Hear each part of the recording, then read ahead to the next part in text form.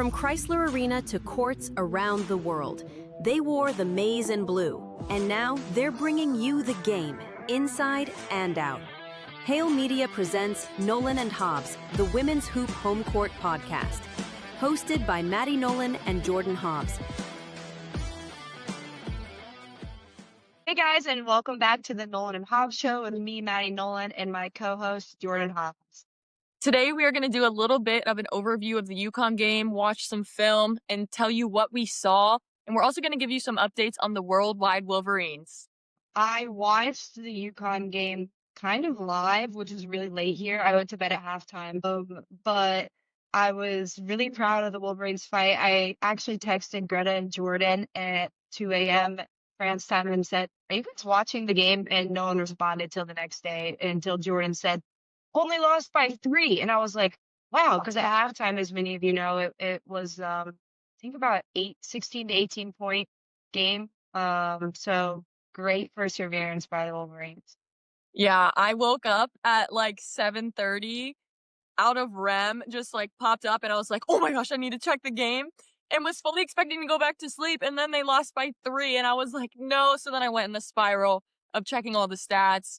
Yeah. And also watching the game back, knowing the end result, it made me like, oh, we were so close, especially, Yes. we'll get into it, but the first quarter, I feel like if we had just played a little bit better and made some shots that we normally make, would have been a different outcome. The curse of shoulda, coulda, woulda haunts a lot of teams.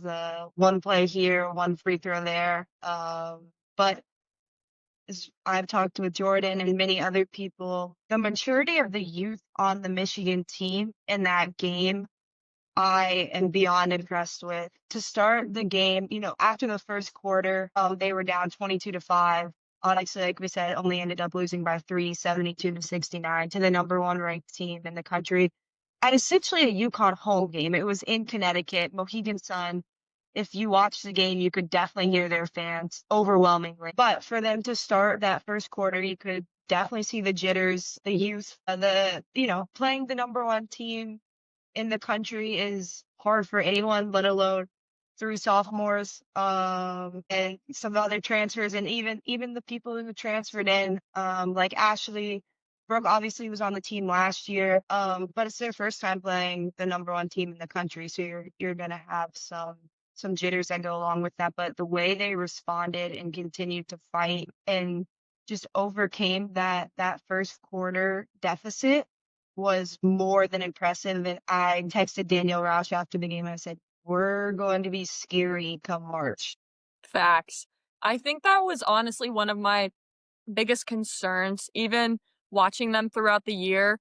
They hadn't really been challenged thus far until this game. And even in the Notre Dame game, I felt like they had a really good flow. Like Notre Dame came back within 12 and they still kind of kept it rolling. So I thought that was a really good sign of their maturity and leadership. And then to see it full effect in this UConn game, I'm kind of a little sad. I thought I would be missed a little bit more from a leadership perspective, but I'm not. And that's honestly, it's fine. They're killing it. But yeah, I can't say enough about how mature they are. And I want to know who the driving force is behind the calmness, because they played with calmness. 100%. I just want to shout out. I mean, obviously box scores, Syla swords, but you take away all of her points and the way she was high-fiving, she was pointing at her teammates, you could see her talking. She was, in my opinion, that calming presence. Even when they were down by 20 or down by 15, you could see her like willing them back in the game. And she obviously ended with 29 points. We're going to see some of her just amazingness at the end of the game. Clutch. I think if you didn't know her name before, the whole world is on notice. Actually, funny story. One of my teammates in France, she's French, she said, "Hey, do you know that girl on Michigan, the one that hit all those threes? I saw her on my TikTok." And I said, like, your French TikTok, you saw, she's like, "Yeah, do you played at Michigan? Didn't you? Like, do you know her?" And I'm like, "I didn't play with her, but I do know her." So literally like worldwide known now, which is really cool. But also 29 points, 9 rebounds, defense, again, leadership, like we said. And then, Olivia Olson doing Olivia Olson things, 18 points, 10 rebounds. Really solid game from her as well. Yeah, I will say I have a story about Syla too. Last year in the Iowa State game, when we were down for most of the game into the third quarter, I think we went down 10. And Yeah. she could tell I was like freaking out. And when I freak out, like I get silent. And she was like, this isn't good. And she just came up to me. She goes, we got you, Jordan. As a freshman saying that to a senior. And I was just like, she's right. We're good. So I definitely think she's carrying that on this year and taking that role as a leader on that team. That's why you dropped 30 in that game, Jordan. Yeah, for Other person I do want to shout out is Mila. I mean, she had 6 assists to 1 turnover against a really solid, not even solid, a really scary defensive UConn team. Yeah. They switch 1 through 4. They don't really lose anything when they switch, maybe a little bit of height. But when you have Sarah Strong switching on to you, that's scarier than the initial guard, in my opinion. She is a matchup nightmare. She is so fun to watch. And had 20 rebounds, had 10 rebounds before halftime. Yeah. Actually, 2 minutes into the second quarter, had 10 rebounds. Yep. But I was actually pretty impressed with the Michigan's defense on her. They allowed a couple of post-ups, but you're gonna have to give up something against her, and their adjustment to go zone was a huge game changer in my opinion.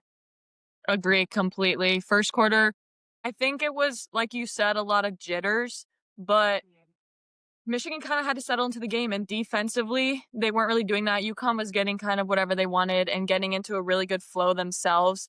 And I agree. I think it was a great strategy from Coach Arico to switch into zone. And honestly, throughout the game, she threw in man a little bit too, just to confuse them. I think that was a huge reason that they came back in the game and kind of got UConn out of their flow and why they only scored 4 points in the third quarter. Like, that's got to be career low for Gino. Like, has to be something like that. It was when I saw the box score. Yeah, speaking of that, we talked about the first quarter, but the third quarter coming out of halftime, Wolverines outscore the Huskies 18-4, and it really got them back in the game. Yeah. So just great response by Michigan overall, as we've said. Yeah, it was such a fun game to watch. I've watched it probably 3 times over by now, and I'm not sick of it. The commentators were hyping me up. Like, I was so excited every single time. So if you haven't watched it, go watch it, but we'll 100%. get into some good film clips. Yeah.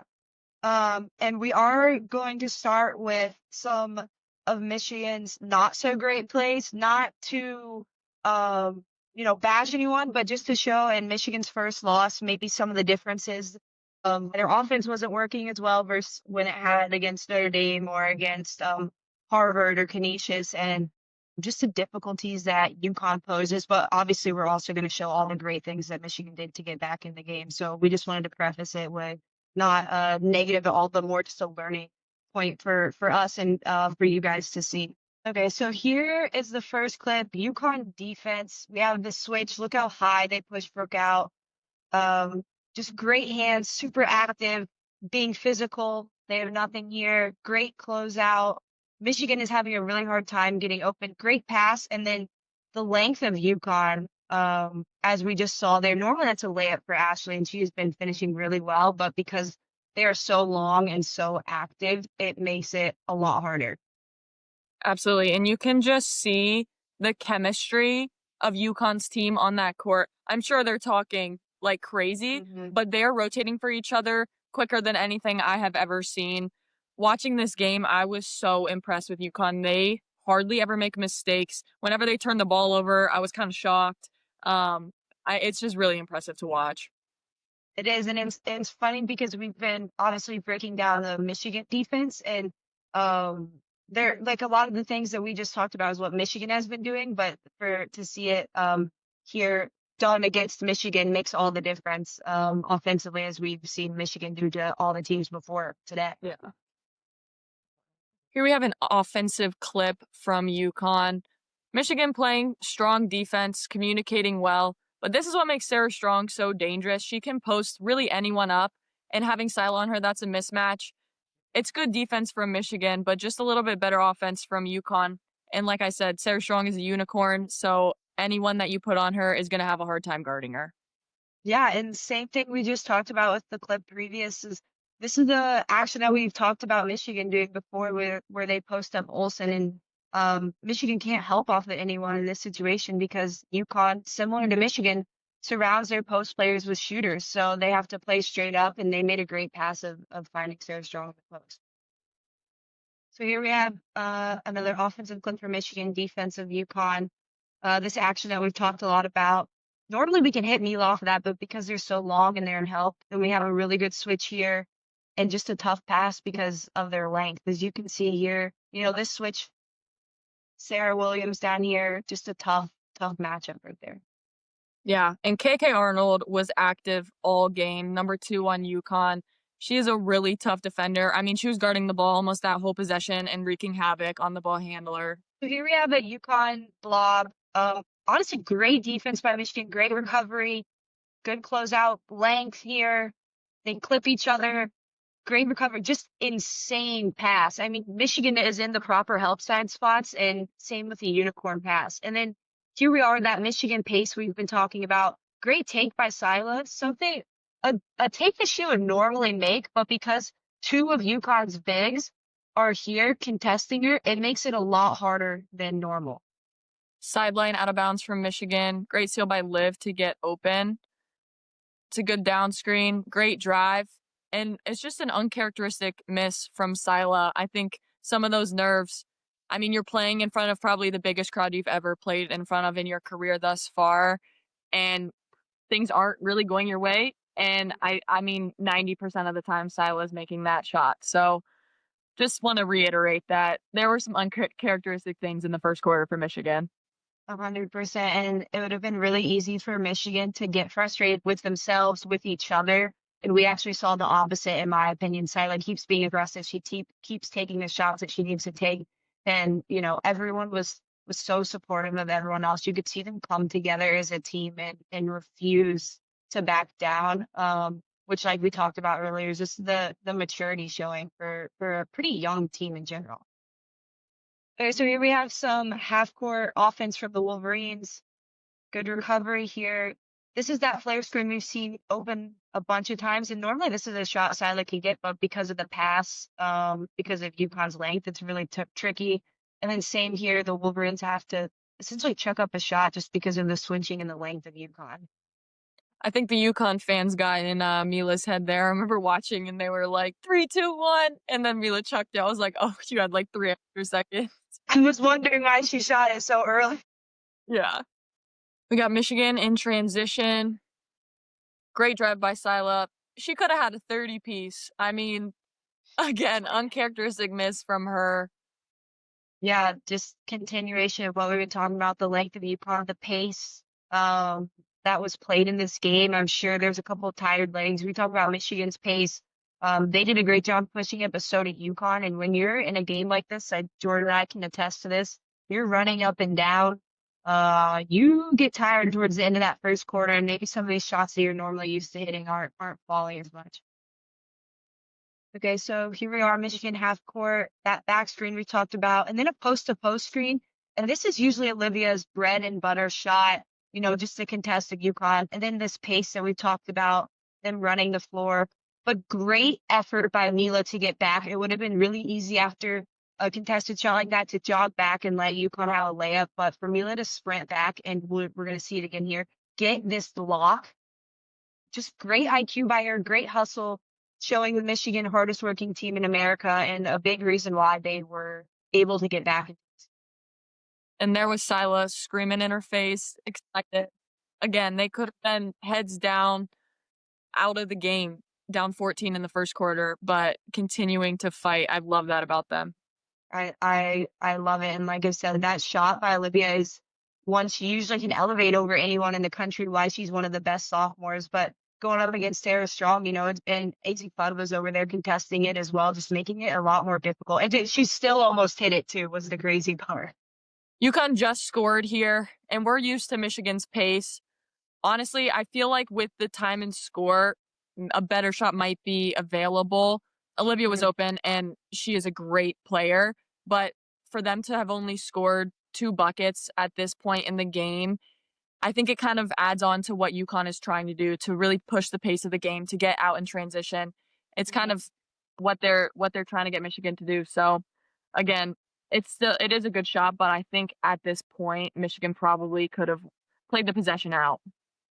Yeah, or like you said, it's a great shot for Olivia. We've talked about it many times. She's knocking down a three at such a high percentage this season, but it felt super rushed, and maybe that she wasn't 100% set in her shot.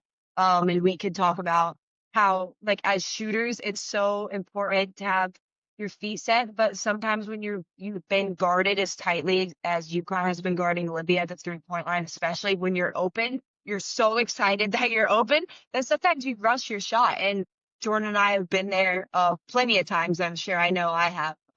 You're just so excited to get a look at the rim that you don't always shoot it with the best mechanics. Yeah. So, like we said before, that segment was just to show you guys the difference of opponent that Michigan was playing this game in comparison to some of the other previous games, and just how tough UConn really makes it on offense, on defense for the Wolverines. But the fact, like we said multiple times, they were able to adjust, find ways to score, find ways to get stopped, is really impressive. And I found it pretty interesting how similarly Michigan and UConn play. They both like to push the pace. They both can switch 1 through 4. So I thought this matchup was really fun to watch, almost a mirror image to an extent of teams playing each other. After scoring only 5 points in the first quarter, there was a lot of good offense after that, and me and Maddie want to highlight some of that. Obviously, there were some insanely tough buckets hit, a lot by Syla Swords, but there were great screens to get her open, and just other great sets and transition buckets that we saw throughout the game. Yeah, and obviously we can't say it enough, but the ability for the Wolverines to adjust, to take a deep breath, in my opinion, and come out in this second quarter looking composed, looking less frantic, in my opinion, than the first quarter, and being able to score. I believe the second quarter score was 22-23. And just looking a lot more like the Wolverines that we've been breaking down their offensive sets from before. Here we see the Wolverines playing out the turnover, something they've done really well the whole year. Advancing the ball. Olson sees no one's guarding her. Great cut, great pass for her to have the poise to finish over this UConn length that we've talked about. Super skilled, great strength by Olson here, and a great start to the second quarter for the Wolverines. 100%. It's got to be a little bit of a breath of fresh air after that rough first quarter on offense. Also, just to get a stop, just to set the tone defensively, and then for her to get that incredible finish is a good sign for the Wolverines heading forward. Here the Wolverines are off a make. We've seen it in prior games. They're still going to push the ball off a make. I love that trail spot personally. A lot of times they're not ready to guard you, and Mila being such a threat from a point guard spot makes Sarah Strong have to think, okay, she might be driving right here. I might need to help. And that gives Olivia Olson just enough time to get that 3 off. Man, her release on that was quick. And I think compared to the shot we were talking about earlier, her feet were set. She seemed ready to go. The other one, she was kind of still moving. We've talked about it time and time again. Just elite from the 3-point line this season. A great find and awareness by Mila. Pushing off of a make again, kicking it up, Syla driving, drawing 2, great jump stop, finding Mila, even with the contest, great shot. Back to the Wolverines that we've seen a lot this season. Here again, we can just see how the UConn pressure is forcing Michigan to play so high. Syla can't even get the ball here, but the Wolverines stay poised. They go into that down screen that they love so much. Syla's not open, sets another one, and that's just enough miscommunication for Olivia to get open. Again, really quick release, but that's a great shot for her. Great shot, quick release, and different than what we saw in the first quarter. Wolverines, I'm really impressed with their basketball IQ. For Syla to know how to guard or how to set a screen for Olivia to get open against the switch, against the pressure. You see the Wolverines stay composed, even when they're pushed out to almost half court, and really get a great look. Obviously, they score, but at the basket, even with the UConn pressure.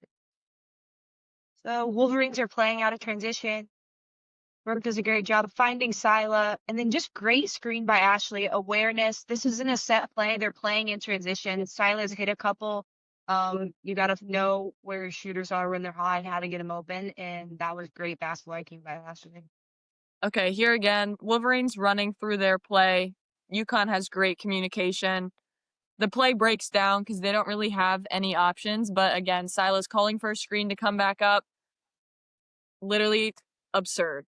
Like, the net doesn't even really move. She's playing out of her mind. That's all I got to say. And shooters shoot. Syla knew they were switching. Strong was late on the switch. She still had a contest, but Syla has such a quick release. You have to be there on the screen, on the catch when she gets the ball. And if not, you're going to pay, as we saw here. Here we are, half-court offense by the Wolverines. We've seen this a lot. Olivia comes, gets the ball up here. Syla, just movement by the Wolverines. Great screen. Syla attacks, draws two. Kick out to Mila. Great post up. You see the double coming. Great kick out to Tay. Find who's hot. Misses this one, but the effort on the glass and to dive on the floor for loose balls by the Wolverine is why they were able to come back in this game, and once again showing hardest working team in America. And I love that Tayala passed that to Syla. She doesn't get as many shots a game, so a lot of times as a player, you're like, okay, I want to get mine, but that is not what she's looking for. I don't think that's anyone's DNA on Michigan's team, and I just love that she knew Syla was right there. I'm sure Syla was telling her, and she found a great shooter. Obviously didn't go in, but that's one of the best offensive possessions of the game.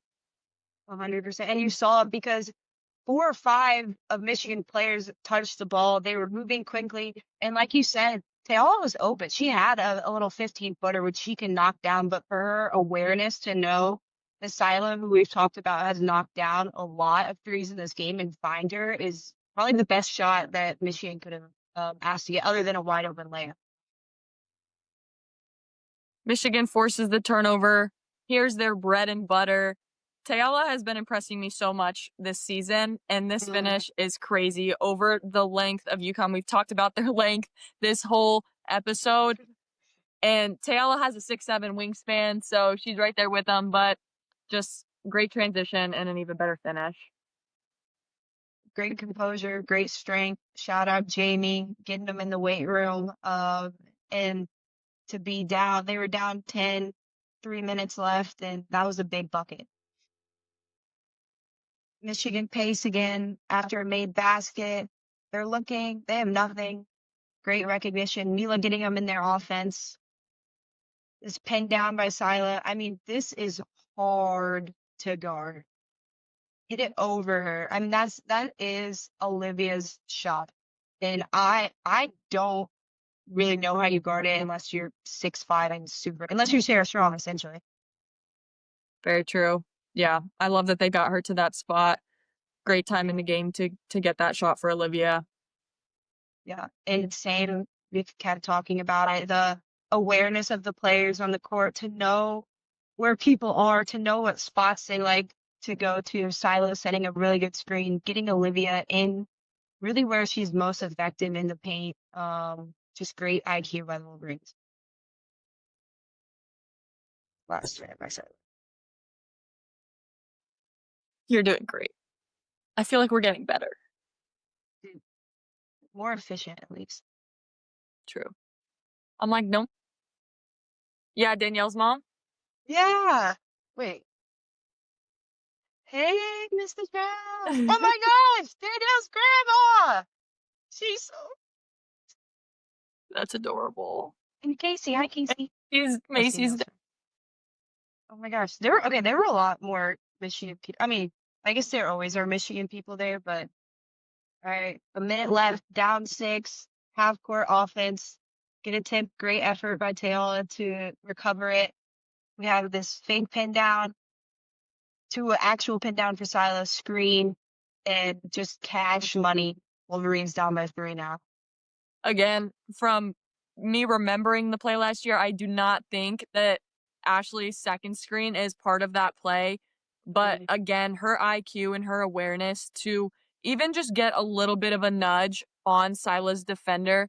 Syla doesn't need a lot of space clearly, so just that little bit gives her enough to hit the open shot. So off a score here, for those of you who don't know, women's college basketball, you can advance under the last 2 minutes in the fourth quarter with a timeout. Some like little niche rule, you can't dribble, so you'll see a lot of times people either off a free throw or off a missed shot, they call the timeout before they dribble, because if you dribble, you're not allowed to advance. So just a little rule discrepancy for you women's basketball fans. So we see Michigan call a timeout here, and they're going to advance the ball. Because of the advance, they get a sideline out of bounds, pass it into Olivia, and then a flare screen. I love this play call. Again, Syla is absurd. It's a good switch by UConn. They play good defense on it, and she hits a crazy shot. I mean, the picture of it is like Sarah Strong's hand is right here, and Syla is like right next to it. So it's a crazy shot, but again, Syla only needs a little bit of space, and that's what was created by the play. Drew, I agree with you to an extent about the UConn defense, but if I'm thinking here, all right, Michigan's down 5, 24 seconds. I'm not allowing a three, right? A three gives them life. And who's hit all of Michigan's threes up to this point? Essentially, we had Olson hit 2, but in the last 2 minutes, it's been Syla Swords. As soon as I see a screen set for her, I'm switching like nobody's business. I don't care if I'm super athletic and contest from wherever. I'm not letting her get this shot up, because as we've seen time and time again, she doesn't need much time or space, and she's hit a couple of contested three-pointers over Sarah Strong, over some of their other defenders. So while I get your point about the defense, I think it definitely could have been a lot better. I agree. And I will say Coach Arrico does like to run this play down the stretch. So if you're UConn's scouting coach, you should probably know that this is what's coming. But also just shout out to Coach Arrico. Under a minute, great awareness to tell the players to call timeout. Great play call to find your shooter. Great execution by the Wolverines. Just big time by everyone, honestly. Do you remember this play call? Yeah. I texted Danielle and I was like, it's called the caramel, right? And she's like, yeah. Yeah. Dude, I wish they could have had somebody like, I feel like they could have kept the ball out of AZ's hands better so she wouldn't shoot the free throws. I know, wait, why didn't Olivia guard AZ? I would rather have KK shot him. She just flicked a three. So we're back. Same spots as before. Let's see what the Wolverines do here. I will note Alyssa Crockett has subbed in for Ashley. So let's see. So same pin down as before. Post up, screen by Crockett. All right, they get through this time. Doesn't matter. Does not matter. Syla Swords, killer. She's got to have a top 3 name in women's basketball. She does. Super well known, as we talked about, worldwide now. I do just want to go back and talk about the great sub by Coach Arrico, because they're running the same play as before. You see here, Olson post up the flare screen by Crockett, but because it's Crockett instead of Ashley, if they both go with Syla, which is reasonable considering how she's been playing, Crockett, who is a great three-point shooter in her own right, can pop and also have a look at the basket. So just high basketball IQ down the stretch by Coach Rico. And I mean, honestly, great pass. You see Syla has some space here, but just impressive by the Wolverines. And let's just watch this shot again, because so we got block defense, great closeout, another great closeout, hands up, way to get under by Brooke. Here, double, and then great defense by Ashley. Block going the other way, great way to start the quarter. Or see a That was a great get back replay by here. Ashley too, because Sarah Williams had just blocked her on the other end. Love the Yes. get back. Here we got 30 seconds of good Michigan defense. Brooke getting through screens. Good knowledge of the scout by Kendall. A little miscommunication for Brooke and Syla, but they recover. Good hedge by Kendall. Great tip by Liv. It's just really good activity that can make up for mistakes. And we've seen that in previous games, but there were miscommunications in that clip. But their energy and their effort and their activity makes up for that. 100%. Olivia's length, getting a tip on the ball. Now they're taking it out on the sideline. Not sure if UConn knows the time, but again, great length and activity by Michigan. Closing out on the shooters. It's clear that Michigan knows the time is winding down. Taylor has her hands up, ready for that shot. Gino not happy about the shot clock violation. Great pause by me, if I say so myself. No. Just great way to chase shooters off the line, and by that we mean taking a dribble, which takes more time off the clock, therefore causing this shot clock violation. So we talked about some of the adjustments the Wolverines made, including this one. Start of the second quarter, they are in zone here. Great activity. Mila sprinting, hands up, just movement, movement, movement. Hands are everywhere, and come out and get a steal. Huge, huge adjustment. Great call by the coaches to start the second quarter. That's not your typical zone. I feel like a lot of people have negative connotations around zone, but they are extremely active within that zone. I love how much energy they're showing throughout that defense because it's really easy to be relaxed and be like, okay, I can just chill now, but they're running all over the court for each other. That's a great point, Jordan. I remember in high school, I always thought zone was so much easier until I got to college. And I honestly think if you're doing zone the correct way, you're playing against elite level competition like Michigan does, zone is a lot more work and a lot more activity, especially for the top two and the 2-3. And I would much prefer to play man-to-man defense. First of all, just a great read by Olson. I don't know how she made that pass, unfortunately. It went back to UConn. But Michigan's still in the zone here. They collapse. That's a tough pass, as we see. Great closeout by Olson. Great contest by Mila. Tough rebound here. Look, you got 1, 2, 3 Wolverines on the floor fighting for the ball. Like we said time and time again, just making winning plays that are going to get them back in this game. Three Michigan players diving on the floor for the loose ball.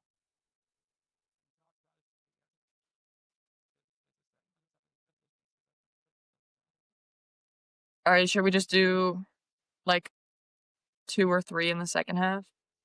So the defense following the 3 people diving on the floor for the loose ball. High hands, contest, great closeout. See, everyone's active, getting back under. That's a tough pull up over contested hands by Syla. Overall, great job by the Wolverines on that defensive possession. So here we see Michigan still in their zone, still being pretty active. And UConn takes a pretty quick shot. As an offensive player and just playing basketball myself, I do not like playing against zone. For one, it slows you down in transition. So you can't really get those easy buckets that you kind of typically can get when you're running out ahead. And 2, you're not really able to get any inside looks. And some of the best 3-point shots in basketball are from an inside out pass. And you're not really getting those in when you play against a zone. So I think Michigan really forced UConn to shoot outside shots, especially in the third quarter, which is kind of why they held them to 4 points. UConn got open looks, but they just weren't hitting. And then when you don't see the ball go through the rim, it can kind of spiral. Definitely slowed down UConn's pace. And not only were they taking outside shots, but a lot of them were contested or on the move, which obviously is a lot harder than just a normal catch and shoot 3-point shot. Oh, this too was just like she just hit a huge shot, and this was such a turning point because they cut it to single digits. All right. Michigan still in the zone. See Syla, hands up, hands up, hands up. Boom. Charge. Going the other way. For those of you, Jordan and I were just talking about Syla, the play before this hit a contested 3 off the screen, comes down, takes a charge. Wolverines are back in the game. Just a huge turning point. And it just shows that Syla is doing everything. No wonder she's got a broken nose. She is going to get down and dirty and do whatever the team needs to win.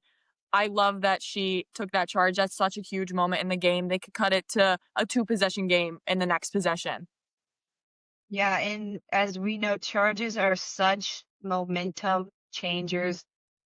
3s, obviously, but to hit a 3, then come down and take a charge, everyone is fired up and ready to go.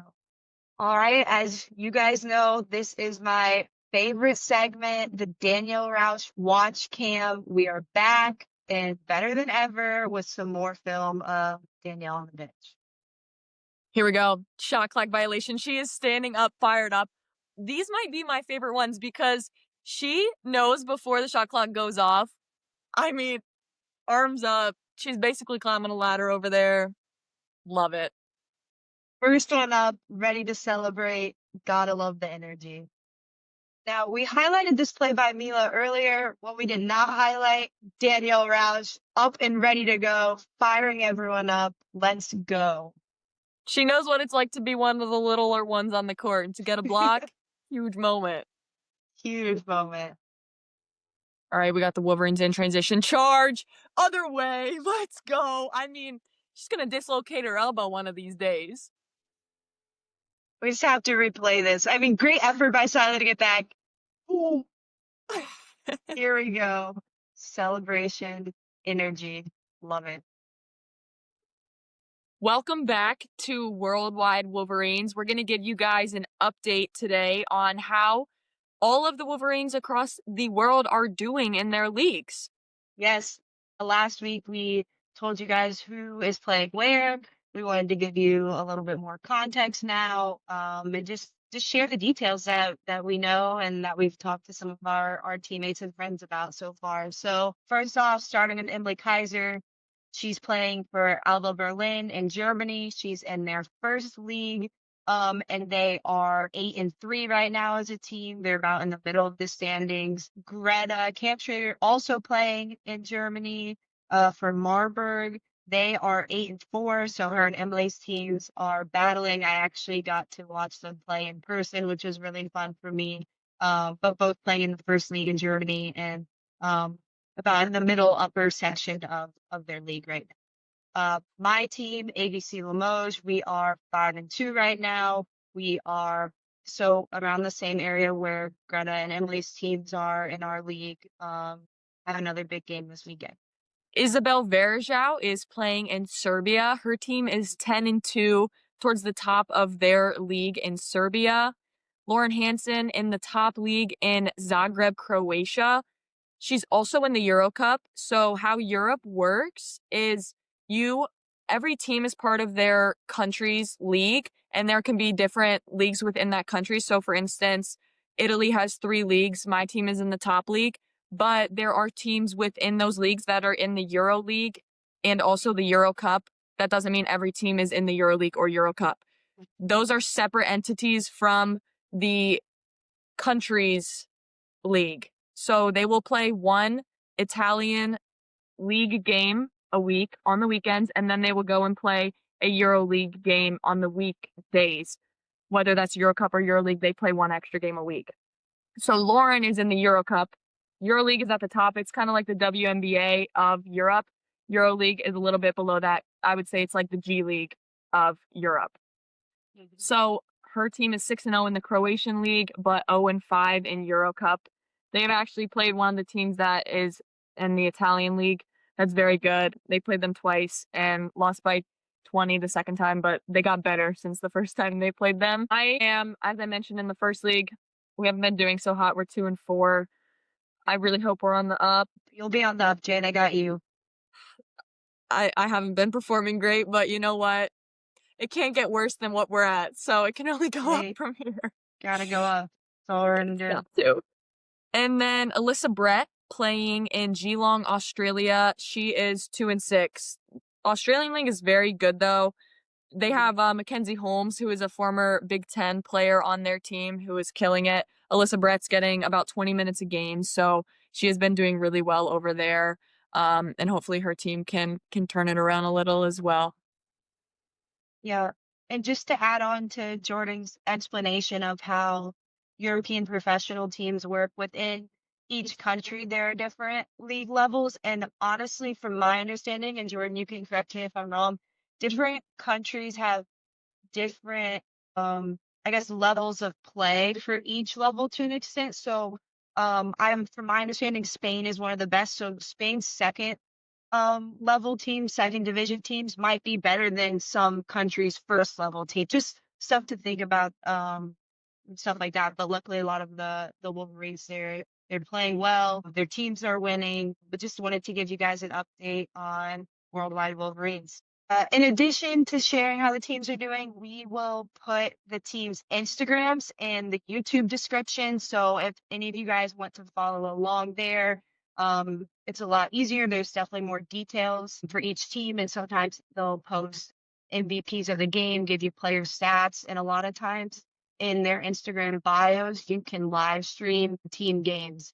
And at the very least, see the results. I will say my parents have attempted to live stream a lot of my games. There have definitely been some difficulties there, so don't always expect it to work. And don't always expect the same quality as the TV that we are lucky enough to have. Big Ten Network, FS1 in America. A lot of times it's a camcorder in the corner. So just set your sights on that. With all the hype of number 6 versus number 1, Michigan and UConn, and such a great game to watch, we also can't forget that the Wolverines turned around just 36 hours later, maybe, and beat a Syracuse team who was undefeated at the time by over 30 points. Tremendous job by the Wolverines to bounce back after what was kind of a heartbreaking loss. You're so close to beating the number 1 team, and your bodies are really tired after you went through a dogfight, and they turned around and beat a strong Syracuse team to end the weekend. And as we said probably 1,000 times, and you guys are sick of it, but the maturity of this team, they gave their all on Friday against UConn. Their bodies are tired, their minds are tired. To come back and play on Sunday and show out like they did is so, so impressive, especially when you think of how March Madness is played. You play Friday, you have one rest day, you play Sunday. For them to be able to look like this in the beginning of the season is so impressive. And we have to shout out Syla, 21 points, 8 of 11 shooting, 3 of 4 from 3. She was MVP of the game for a reason. As Jordan said earlier, she has really been impressive this season. So congrats to her for the MVP. And we're really excited to continue to cover this Michigan team this season. Thank you for tuning into this week's episode of the Nolan and Hobbs podcast. We really enjoyed breaking down some of the UConn film and keeping up with the Worldwide Wolverines. Make sure to tune in and watch the Michigan women's basketball team as their season continues, and make sure to catch us next week on the podcast. As always, go blue. If you like this kind of content, please like, share, follow, and subscribe. And as always, go blue.